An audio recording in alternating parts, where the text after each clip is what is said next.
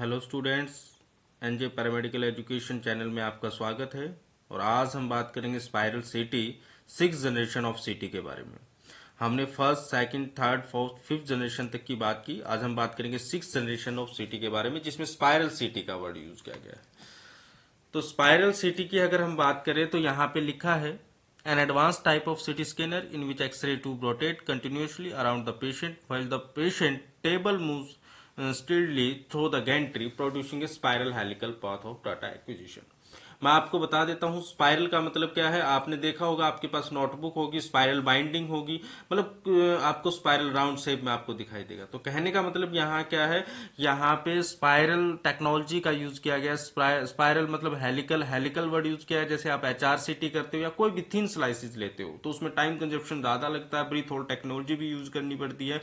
तो वहां पे हम यहाँ पे स्पाइरल सिटी की बात करते हैं। मतलब आपका टेबल और गैंट्री कंटिन्यूअस मूव करेगी और स्पीडली स्कैन हो जाएगा। कुछ ही सेकंड में आपका स्कैन कंप्लीट हो जाता है। इस टेक्नोलॉजी को फिर वही मिक्सअप कर दिया गया। मैंने कहा थर्ड, फोर्थ, फिफ्थ सब जनरेशन को मिक्स करके एक प्रॉपर तरीके से सीटी स्कैन बनाई गई।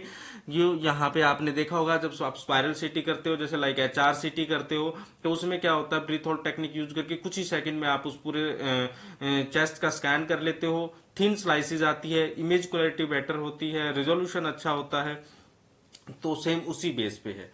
तो 6 जनरेशन में कुछ नहीं था, स्पाइरल सिटी यूज की गई। ऐसे आगे 7th भी आएगा, जैसे मल्टी रिलैक्टर, मल्टी स्पाइरल, जो मल्टी स्लाइस की बात करें या मल्टी स्लाइस सिटी स्कैन की बात कर सकते हैं। ऐसे अलग अलग पॉइंट आएंगे, उनके बारे में मैं आपको बताऊंगा। तो यहाँ पे इसके एडवांटेज क्या थे, rapid image acquisition, time saving, मतलब टाइम तो आराम से टाइम का कंजप्शन बच गया क्योंकि स्पाइरल है। तो मतलब पेशेंट मूव कर रहा, साथ ही गैंट्री मूव करी, किसी तरह का कोई भी ऐसे स्टॉप बाय स्टॉप नहीं था।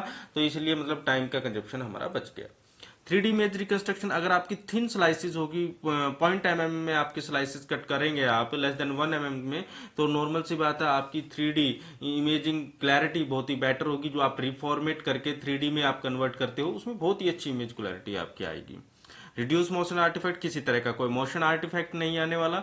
Useful in emergency cases, emergency cases में हम इसका यूज करते हैं। नॉर्मली मैंने कहा अब जो सिटी स्कैन उसमें सब तरह का ऑप्शन आपको मिलेगा, वो सब मैं आपको नेक्स्ट जब जनरेशन खत्म होगी तो आपको प्रॉपर तरीके से ब्रीफली एक्सप्लेन करूंगा। तो ये थे इसके फायदे, जो कि एडवांटेज की बात की। डिसएडवांटेज क्या था, तो higher radiation dose compare to older CT. मतलब यहाँ पे हम बात करें, एक तो पर्टिकुलर एक एक स्लाइसेस स्कैन हो, टाइम कंजप्शन थोड़ा ज्यादा था, पर वहां पे कहीं ना कहीं रेडिएशन डोज कम लगती थी।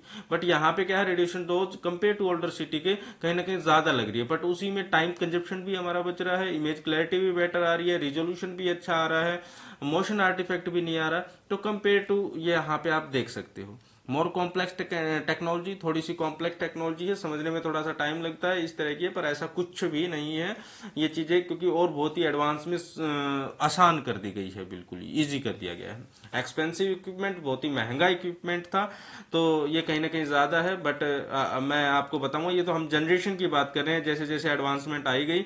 बट जब उन सब एडवांसमेंट को मिला के मैक्सिमम सबको कॉम्बो टाइप करके और एक प्रॉपर तरीके से एक सिटी स्कैन बनाई गई, जो आपके सामने अभी आप जिस पे काम करते हो, आप एंजियोग्राफी करते हो, एंजियोप्लास्टी सॉरी एंजियोप्लास्टी नहीं, नॉन एंजियोग्राफी आप वहां पे करते हो, कोलोनोस्कोपी आप करते हैं, ब्रोंकोस्कोपी आप करते हैं, इस तरह के प्रोसीजर्स वहां पे होते हैं।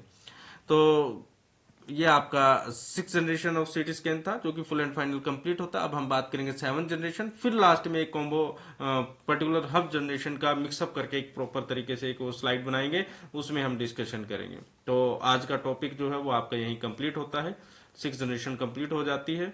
अगर कोई भी किसी तरीके का कोई भी डाउट अगर आपके मन में हो, तो आप मैसेज कमेंट कर सकते हैं, आपको उस डाउट का आंसर मिल जाएगा। किसी तरह का कोई भी प्रॉब्लम्स क्रिएट नहीं होगा। तो अगर आपको वीडियो समझ आया तो आप इस चैनल को लाइक, शेयर, सब्सक्राइब करें। धन्यवाद।